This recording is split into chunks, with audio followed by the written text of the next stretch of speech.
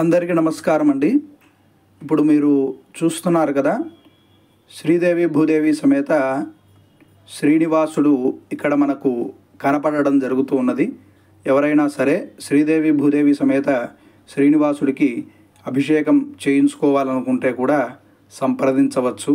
ప్రతి శనివారము అభిషేకం చేయించడం ఎంతో కూడా విశేషం. స్వామి యొక్క అనుగ్రహం కలుగుతుంది.